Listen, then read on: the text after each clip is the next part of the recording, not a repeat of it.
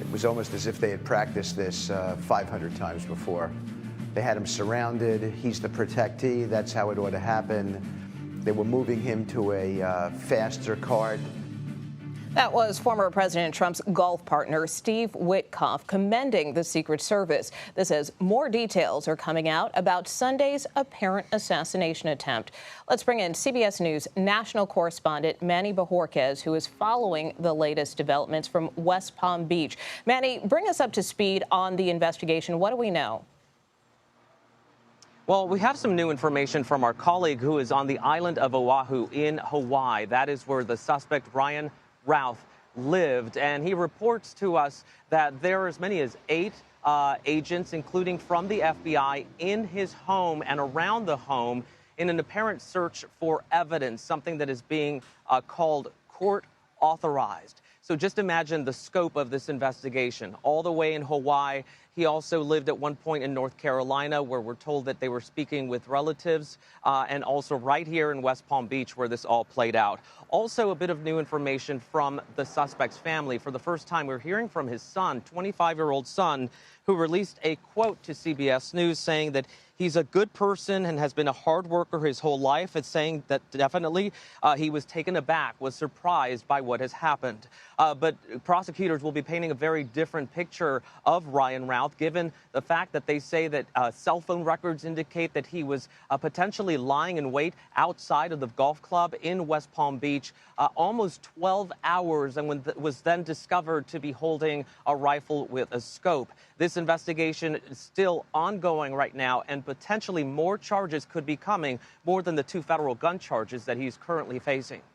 And what else is law enforcement saying about security, particularly, as you just mentioned, this fact that Routh allegedly was in the area for some 12 hours before this incident took place? When the news conference that was held yesterday, they referenced not being able to conduct what would be a full sweep ahead of the former president golfing because it was an off-the-record and seemingly last-minute addition to his schedule. That being said, they did have an advanced team going from hole to hole before the president got to those holes, and that is how one of the agents was able to spot the suspect in this case and fire in his direction, getting them to flee. And then he was arrested in Martin County, which is just north of us here. All right. Manuel Bojorquez in West Palm Beach tonight. Thank you. And we're joined now by our chief Washington correspondent, Major Garrett. And Major, what is your assessment of where things stand right now politically? Well, thanks for that easy question. Nicole, where do things stand? Where the American public decides they stand, and that's not a cop-out. I'm not trying to avoid this, but anyone who tries to answer that question can't possibly do that. We have a society right now that finds fault very rapidly and almost reflexively in the other side. Republicans are now beginning to marshal this argument that it is Democrats' rhetoric's fault for what happened on Sunday, when we don't have a clear sense at all of the motive of this individual. We don't have a clear sense, Nicole, of the motive of the shooter in Butler, Pennsylvania. Not absolutely clear, but yet motives are being laid upon both of them, possibly for political purposes, possibly because people would like to reduce the threat environment around former President Trump. I'm all in favor of that. I'm all in favor of reducing the threat environment from members of Congress who are harassed with emails and text messages, as you well know, anyone running for office, governor, senator, and certainly President of the United States. So where we are, we're an anxious country in an atmosphere of very profound political rhetoric and agitation that appears unwilling to forgive or forget. And if I've learned anything about history, societies that do not forgive and do not forget constantly find themselves at each other's throat. Oh, well, speaking of history, I mean, how did we get here in the sense? I mean, we're talking now about 2 assassination attempts within the span of roughly 2 months.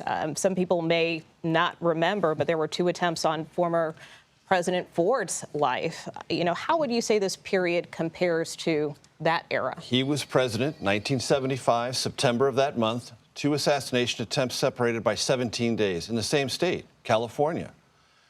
Motives there, not specifically directed at President Ford. Sarah Jane Moore, Lynette Squeaky Fromm, two women, both responsible for these attempted assassination attempts. One just wanted to create an atmosphere of revolution in America.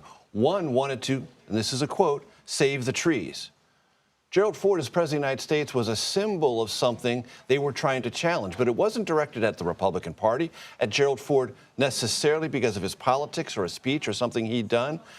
And the only reason I bring that up is because sometimes motives in political assassinations in this country are very specific and very political, but oftentimes they are not. They are much more broadly based and about something larger or gaining notoriety. And for that reason, we should learn our history and also not be so quick to assume what's going on right now about these two criminals, assailants, one dead in Butler, Pennsylvania, one now in police custody. And then just very briefly, what do you make of the former president and Senator Vance blaming Democrats and their rhetoric for this? Do they have a point? Are both sides to blame, or are they taking this one beat too far?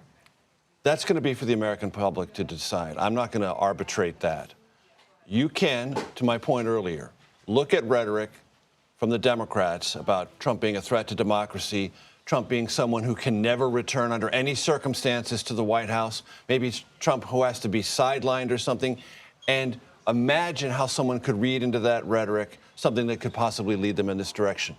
But I don't need to tell you, Nicole, nobody in this audience needs to be reminded of things that former President Trump has said in this campaign and while president and as a candidate in 2015 and 2016, upon which equal inferences to violence could be easily construed. If nobody wants to forgive or forget, all we'll do is blame one another for rhetoric that's out of control and creates a dangerous environment when both sides have some reckoning to do with their own rhetoric. All right, Major Garrett, we appreciate your historic insight and analysis as always.